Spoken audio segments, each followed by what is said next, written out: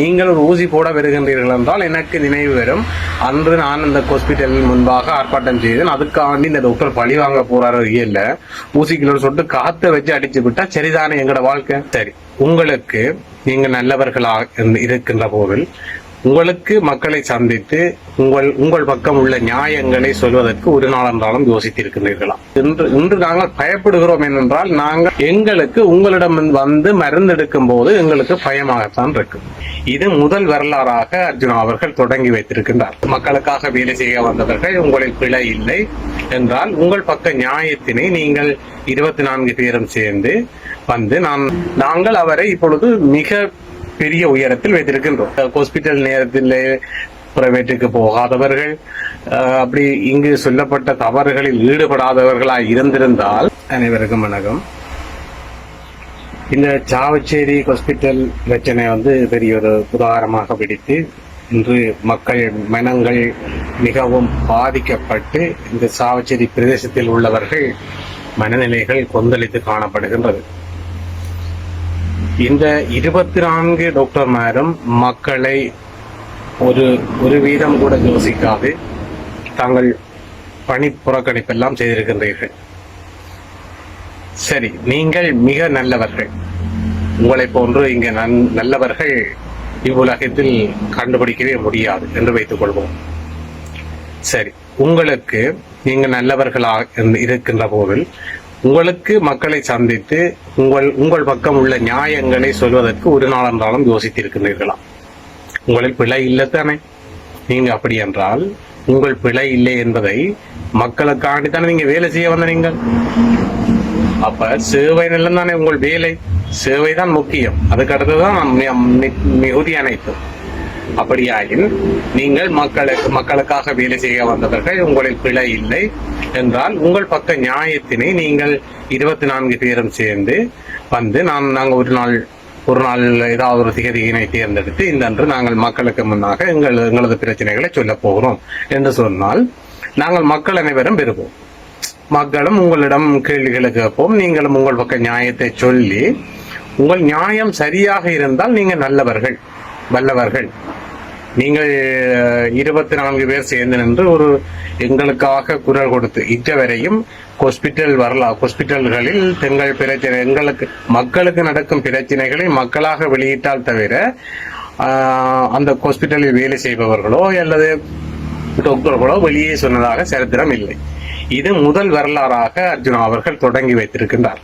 அவர் நமக்காக இந்த மக்கள் விழா கஷ்டப்படுகிறார்கள், விழா பிரச்சனைன்னு சொல்லி இது ஒரு விதத்தில், அதாவது டாக்டர்களுக்கு சம்பந்தப்பட்ட விதத்தில் இது பிழையாக இருக்கலாம். ஆனால் மக்களுக்கு எங்களை பொறுத்தவரையில் அவர் எங்களுக்காக செய்தது 100% சரியாகவே எங்கள் மனநிலையில் தெரிகிறது. நாங்கள் அவரை இப்பொழுது மிக பெரிய உயரத்தில் வைத்திருக்கின்றோம். உங்களுக்கு அது கொஞ்சம் உறுத்தலாகத்தான் இருக்கிறது. அந்த உறுத்தலுக்கு நீங்கள் உண்மையிலே இவர் மக்களுக்கு வடிவாக விளங்கவில்லை. நீங்கள் படித்தவர்கள் தானே.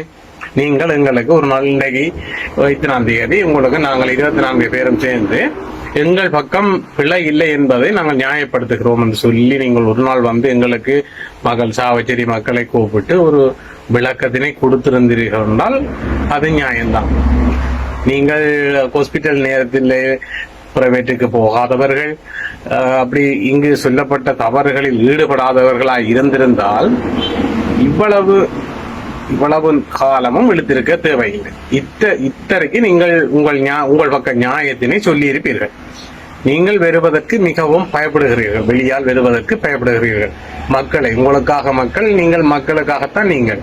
அப்ப இந்த மக்கள் உங்களை ஒன்றும் செய்ய போவதில்லை.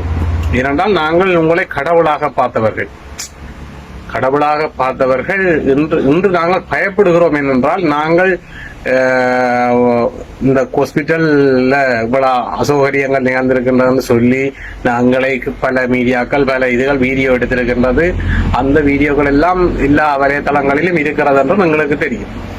நாளை நீங்கள் இந்த 24 பேரும் உதய ஆஸ்பத்திரியில் வேலை செய்வீர்கள் என்றால் உங்கள் பக்கம் நியாயம் இருக்கின்றது என்பதை உங்கள் மனதில் மட்டும் வைத்திருக்கின்றீர்கள் என்றால் எங்களுக்கு உங்களிடம் வந்து மருந்தெடுக்கும் போது எங்களுக்கு பயமாகத்தான் இருக்கு. உங்களை பார்க்க நோமலாக சொல்ல போனால் அந்த 24 பேரையும் எங்களுக்கு முகம் குறிப்பிட்டவர்களின் முகம் தெரியாது. ஆனால் இனி எந்த நல்லவர் எந்த எப்படியானவர் வந்தாலும் எங்களுக்கு ஹாஸ்பிட்டலில் வந்து மருந்து எடுக்கும் போது நீங்கள் ஒரு ஊசி போட வருகின்றீர்கள் என்றால் எனக்கு நினைவு வரும், அன்று நான் இந்த ஹாஸ்பிட்டலில் முன்பாக ஆர்ப்பாட்டம் செய்தேன், அதுக்காண்டி இந்த டாக்டர் பழி வாங்க போறாரு இல்ல, ஊசிக்குள்ள சொல்லிட்டு காத்த வச்சு அடிச்சு விட்டா சரிதானே எங்களோட வாழ்க்கை. அப்ப நீங்கள் இது வந்து ஒரு மனிதனின் உளவியல் ரீதியான பிரச்சனை. நீங்க இந்த 24 பேரும் வந்து உங்களோட பக்கம் நியாயத்தை சொல்லும், நீங்க உங்களோட பக்கம் இது சரி இது கூட. அப்ப நாங்கள் எல்லாருமே படிச்சிருந்தா எல்லாருமே டாக்டர் தானே, டாக்டர் சம்பந்தமாக எங்களுக்கு பெரிய விளக்கங்களோ இதுகளோ பாமர மக்களுக்கு இல்லை. அப்ப நீங்க படிச்சாக்கள் என்ன செய்யணும்னு சொன்னா, படிக்காத பாமரருக்கும் இந்த சமூகத்தை சேர்ந்தவர்களுக்கும் உங்கள் பற்றிய நியாயத்தை எடுத்து சொல்லும். ஆனா நீங்கள் அதுக்கு தயாராக இல்லை. நீங்கள் பின்பக்க கதவாக ஆம்புலன்ஸ்ல வந்து போறீர்கள் என்றெல்லாம் சொல்லணும், அது படிவா தெரியல. ஆனா நீங்க இந்த ஹாஸ்பிட்டல்ல வேலை செய்யல ஒரு மனச்சாட்சி உங்களுக்கு உறுத்து இல்லையா? நாங்கள் உங்களுக்கு எதிராக முன்னுக்கு வந்து நின்று ஆர்ப்பாட்டம் செய்தாங்க. இந்த 24 பேரும் எங்களோட உயிர் ஒன்னையும் மதிக்காம நீங்க பார்க்கண்டு வெளியே போயிட்டீங்க. நீங்கள் எங்களுக்காண்டி தானே வேலை செய்ய வந்தீங்கள், ஒரு தனி மனித அர்ஜுனாக்காண்டி வேலை செய்ய வந்தீங்களா? இல்ல, உங்களுக்கு எங்களோட வரிப்படத்துல தானே சம்பளம். அப்ப நீங்க அதுகளை விளங்கி இருக்கணும். நீங்கள் உங்களை ஒரு ஆள் எதிர்த்தாலும் எங்களுக்காக இருந்தா, நீங்க எங்களுக்காண்டி வந்து உங்கள் நியாயத்தை சொல்லி இருந்தா, நேற்று அர்ஜுனாக்காண்டி நின்றாங்க, நாளைக்கு உங்களுக்காண்டி நிற்போம். ஆனா நீங்க என்ன செய்கிறீர்கள், எங்களுக்காண்டி நீங்க இல்ல, நீங்கள் உங்கள் பக்கம் நியாயத்தை சொல்லி இல்ல. ஆனா நீங்கள் எங்களை விட்டு விலத்தி போறீர்கள் வழிய எங்களோட சேர்ந்து வர மாதிரி இல்லை. இந்த ஹாஸ்பிட்டலுக்கு நாங்கள் தொடர்ச்சியா வருவோம். எங்கள் பிரதேசத்து டாக்டர், எங்கள் பிரதேசத்தில் எங்களோட பிரதேச ஹாஸ்பிட்டல். அப்ப நீங்க என்ன செய்யணும்டா, உங்களுக்கு இங்க இருந்தா நாங்களும் இனி உங்கள் ஒவ்வொருத்தரையும் காணைகள் எங்களை ஒரு கொலகாரர் மாதிரி தான் எங்களுக்கும் எங்கள் கண்களுக்கும் தெரிய போகும். உங்களுக்கும் எங்களை பாக்கைகளை எனக்கு எதிராக நின்றவன் மாதிரி தான் உங்களுக்கும் தெரிய போகும். அதால நீங்களாயே ஆன்சர் எடுத்தோன்னு வேற பிரதேசத்துக்கு போங்க. உங்களுக்கும் சண்டை வேண்டாம், எங்களுக்கும் சண்டை வேண்டாம். நீங்களும் வேற ஒரு ஹாஸ்பிட்டலுக்கு போனீங்கன்னா மன நிம்மதியா வேலை செய்யலாம். நாங்களும் நீங்க இந்த 24 பேரும் டிரான்ஸ்பர் ஆகி போயிட்டீங்கன்னா நாங்களும் நிம்மதியா வந்து மருந்து எடுக்கலாம். அப்ப நீங்க படிச்ச நீங்கள் இதை யோசிச்சு செய்யுங்க. இல்லாட்டிக்கு ஒரு நாள் தேதியை இதன்னுங்க, நாங்கள் இங்க ஊருக்குள்ளாக்கள் எல்லாரும் குறிப்பிட்ட ஆக்கள் பெறுவோம். நீங்கள் எந்த திகதியை சொல்றீங்களோ அதுக்கு அந்த திகதிக்கு எல்லா மக்கள் மண்டைக்கு ஆர்ப்பாட்டத்துக்கு வந்து நாங்கள் பெறுவோம். சில நேரத்தில் உங்கள 100% நியாயம் இருக்கலாம், எங்களுக்கு உண்மையில தெரியல. ஆனா உங்களோட பக்கம் நியாயத்தை சொல்லுங்க பார்ப்போம். அவர் சொல்லிக்கல எங்களுக்கு எல்லாமே அவற்ற பக்க நியாயம் தான் சரியாக தெரியும். உங்களோட பக்கம் நாங்கள் என்னடா கணக்க விதத்துல நாங்கள் பாதிக்கப்பட்டிருக்கோம். இந்த அவர் சொன்ன விதங்களும் நாங்களும் எங்களோட கருத்தும் ஒரே நேர்கோட்டுல பயணிக்கு. அதாலதான் நாங்கள் அவற்ற பக்கம் நிக்கிறோம். இப்ப நீங்கள் ஈகோட்டல்ல அவர் உள்ளுக்கு இருக்கிற பிரச்சனைய வெளியால சமூக வலைதளங்கள்ல வெளியிட்டது பிள்ளைன்னு சொன்னா அதுக்குள்ளதான். ஆனா நீங்கள் ஒரு ஆளுக்கு எதிராக 15-20 பேர் சேர்ந்து கல்லெறிஞ்சா அந்த மனுஷன் ஒன்றும் செய்யலாம். அப்ப அந்த ஆள் ஏதோ ஒரு விதமான ஆயுதத்தை எடுத்துதான் தீரும். அதுல எடுத்த அந்த ஆயுதம் தான் இந்த சோசியல் மீடியான்றது வந்து அன்னைக்கு எடுத்திருக்காட்டிக்கு நீங்க அந்த அளவு வேற விதமாயும் செய்திருப்பீங்க. அப்ப அந்த ஆள்ல நான் 100% சரி, அவர் செய்ததுதான் சரின்னு சொல்ல வரையில. ஆனா எங்களுக்கு இது 100% நியாயம் வந்து என்னன்றது தெளிவா தெரியல. மாறி ஊட்டிய குழப்பங்களா தான் இருக்கு. அதால நீங்கள் என்ன செய்றீங்களா, உங்களோட பக்கம் நியாயம் இருந்தால், நியாயம் இருக்குன்னு நினைக்கிறீங்களா, இல்லோட நீங்க தான் நீதியரசர்கள் என்றால் வந்து எங்களுக்கு ஒருக்கா சொல்லுங்க, உங்களோட பக்கம் நியாயத்தை சொல்லுங்க. நாங்கள் அப்படி காட்டு மராண்டித்தனமான ஆக்கள் இல்லை. யாழ் மாவட்ட மக்கள் காட்டு மராண்டித்தனமான ஆக்கள் இல்லை. நீங்க என்ன சொன்னாலும் நாங்கள் அதை கேட்டோம்னா ஒரு காலம் இருந்திருக்கிறோம். இப்ப நீங்க இப்பதான் எங்களுக்கு இந்த விஷயம் பிள்ளைங்க இப்படி ஊழல்கள் இப்படி பிரச்சனைகள் இருக்கு, இப்படி செய்தபடியா தான் எங்களுக்கு இவ்வளவு பிரச்சனைகள் நடந்திருக்கு.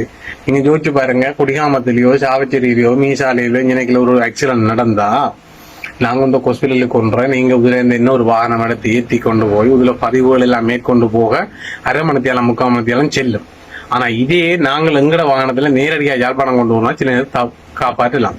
ஆனா இந்த வசதி எல்லாம் இந்த சாவச்சேரி ஆதத்துல இருந்தும் நீங்க செய்யாம விடையல எங்களுக்கு யாழ்ப்பாணம் கொண்டு போய்ல அந்த உயிர் போச்சுன்னு சொன்னா அந்த மனநிலையை நீங்க ஒரு யோசிச்சு பாருங்க. இந்த இடையில நாங்கள் இந்த சாவச்சேரி ஆஸ்பத்திரி இயங்கி இருந்தால் என் அப்பாவையோ என் சித்தப்பாவையோ என் மாமாவையோ என் தம்பியோ என் தங்கச்சியோ நான் காப்பாத்திருப்பேனே என்று ஒரு மனுஷன் மனநிலை எந்த மட்டத்துக்கு போகும்னு நீங்க யோசிச்சு பாருங்க. உங்களுக்கு உங்களை நாங்கள் இவ்வளவு விதமாக மதிக்கிறோம். உங்களை அரசாங்கம் எங்களோட வரி பணத்துல ஒரு டாக்டர் வெளியேறதுக்கு 1 கோடி ரூபாய்க்கு மேல அரசாங்கம் செலவழிக்குதுன்னு சொல்றாங்க. அப்ப யோசிச்சு பாருங்க, எங்களோட வரி பணம் தான் உங்களை படிப்பிச்சு இன்றைக்கு எடுக்குது. ஆனா நீங்கள் எங்களுக்கு பணியாற்றாமல், உங்களுக்கு காசு தேவை இல்லாத மனிதன் இந்த உலகத்துல இல்ல. காசு தேவை, எல்லாருக்குமே காசு தேவை. நீங்கள் டாக்டர்னார், உங்களுக்கு எங்களை விட கூட காசு தேவைதான். அது எனக்கும் தெரியுது, வடிவா தெரியுது. எங்களாலேயே ஒரு நாளைக்கு 2000 3000 குறைய வாழையிலாம் இருக்குன்னு சொன்னா உங்களுக்கு அதை விட கஷ்டம். ஏனென்றா உங்களுக்கு இரவு பகல் நித்திரை இல்ல, கன பிரச்சனைகள் இருக்கு உங்களுக்கு. அப்ப அந்த பிரச்சனைகளுக்கு நீங்க பிரைவேட் ஹாஸ்பிட்டல்களுக்கு போய் வேலை செய்யறது பிள்ளையாண்டு இல்லை. ஆனா அதுக்காக பிரைவேட் ஹாஸ்பிட்டல் தான் வாழ்க்கைன்றது பிள்ளை. அதைத்தான் நாங்க சொல்ல போறோம். நீங்கள் எங்களுக்கு விடிய 8 மணிக்கு வார ஒரு டாக்டர் பின்னேரம் 4 மணி வரையும் வேலை செய்யணும்னு சொன்னா, நீங்கள் அதுக்கு இடையில போய் அந்த உங்களுக்கு பணியாற்ற வேண்டிய அந்த டைமிலையும் நீங்கள் போய் பிரைவேட்ல வேலை செய்யலாம்ன்றதுதான் எங்களுக்கு மனம் கஷ்டமாக இருக்குது. வழிய நீங்கள் பிரைவேட் ஹாஸ்பிட்டலுக்கு போய் வேலை செய்யறத நாங்க பிள்ளை என்று சொல்லவே இல்லை. அப்ப நாங்கள் உங்களை பற்றிய அனைத்து புரிதல்களும் எங்களுக்கு உண்டு. உங்களுக்கு எங்களை பற்றிய அனைத்து புரிதல்களும் இருக்கான்றதுதான் இப்ப சந்தேகம். நீங்கள் எங்களை மதிக்கல. நாங்கள் இப்போ ஒரு தனிநபருக்காக வேண்டி இவ்வளவு மக்கள் சேர்ந்து எங்கள் மனங்களை விட்டு அவருடன் யோசிச்சு பாருங்க, அவர் திரும்பி வாராருன்னா கட்டி பிடிச்சி கொண்டாடி இருக்கிறவன் சொன்னா, ஏன் இந்த ரஜீவுக்கு இந்த ரஜீவ் என்ற டாக்டருக்கு அவரும் எம்மா பொருட்படுத்திருக்கிறார். ஆனா எங்கள் மக்களாலேயே அவருக்கு போய் அந்த சந்தோஷத்தை கொடுக்க முடியல. நாங்கள் அவரை என்னதுக்காண்டி அவரை கொண்டாட இல்லை. நீங்க விளங்கிட்டா உங்களுக்கு உங்களுக்கும் எங்களுக்கும் இது பழைய பகை இருக்கா? இல்லையே. நாங்கள் உங்களையும் கொண்டாடி இருப்போம். ஆனா நீங்கள் சரியான விதத்தில் அந்தந்த இடத்தில் இருக்க இல்லை. நீங்க சரியாக எங்களுக்கு நியாயத்தை சொல்ல இல்லை. உங்களை நாங்கள் எங்கள் மனங்களில் இப்பொழுது நீங்கள் சாவச்சேரி ஆஸ்பத்திரியில் இருக்கிற 24 பேருக்கு உரிய இடம் ஒரு துளி அளவு கூட இல்லை. அதே மாதிரி இந்த அரசியல்வாதிகள் எத்தனையோ பேர் வந்து போனீர்கள். புலாசனம் நாங்கள் ரோட்ல முதல் நாள் இரவு வந்த நாங்கள் அடுத்த நாள் பின்னேரம் வரையும் இந்த ரோட்லயே நின்றாங்க.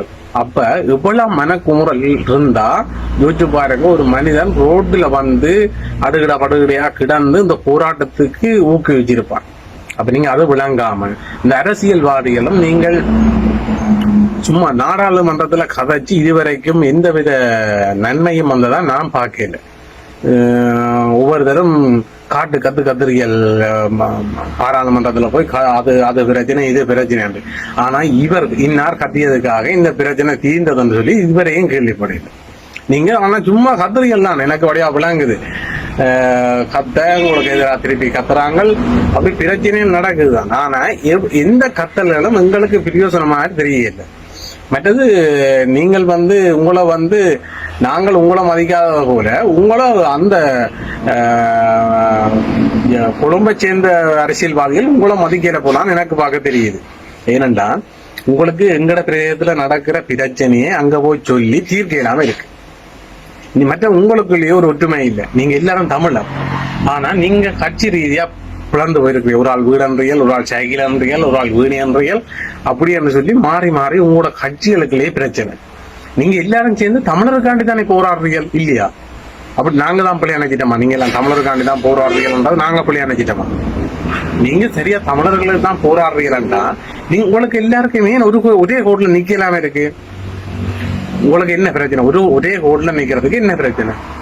நாங்கள் எல்லாரும் தமிழர், ஆதிக்குடிகள். ஆனா இன்றைக்கு நாங்கள் இந்த இலங்கைக்குரிய பூர்வீக மக்கள் சொல்லக்கூடிய மாதிரி இருக்கா? நாங்கள் வந்தவர்கள் அவங்கதான் இங்க நிரந்தர குடிமையாரி தான் இருக்கு. ஆனா நீங்க இதுகளை எடுத்து சொல்லாம உங்களுக்கு தமிழரா பிறந்த உங்களை எல்லாருக்குமே, அதாவது அரசியல்வாதிகளா இருக்கிற தமிழரா பிறந்த எல்லாருமே நீங்கள் பதவி வரி கொண்டுதான் நிக்கிறீங்க. எங்கட தமிழனுக்கு ஏதாவது ஒரு விடிவு பெறணும் அப்படின்னு சொல்லி ஒரே கருத்துல நிக்கிறதுக்கு இல்ல. நீங்கள் ஒரே கருத்தில் நிற்பியலா இருந்தா நாங்கள் இன்றைக்கு போல அவண்டு போயிருக்கலாம். சரி, அரசாங்கம் ஒன்று சொல்லுது, நீங்கள் இந்த வடக்கு கிழக்கு இதுகளை வச்சிருந்தாலும் ஒரு மேலுக்கு கொண்டு போகக்கூடிய மாதிரி இதண்டா உலக நாட்டுக்கு விளங்கும். தமிழர் எல்லாம் ஒன்று சேர்ந்து ஏதோ செய்யறாங்களோ அவங்கள பக்கத்தை ஒரு பக்கத்துக்கு மேல போய்கொண்டிருக்கு பார்க்கலாம். ஆனா நீங்க அப்படி இல்லையே. ஒரு அடி ஏறினா நீங்க 2 அடி இழுத்து விழுத்துறாங்களா இருக்கு. நீங்களும் முதல் ஒரு முடிவெடுக்கணும். ஆருக்கு ஆறு இதுன்றது ஆறு முதல் பெரிய ஆள் யாரு சின்ன ஆளுன்றது முக்கியம் இல்லை. எல்லாருமே மனுஷர் தான். நீங்கள் முதல் எல்லாரும் ஒரே கருத்துல நிக்கிறதுக்கு முதல் பல அதுதான். சரி, நன்றி. மீண்டும் ஒரு வீடியோல சந்திப்போம்.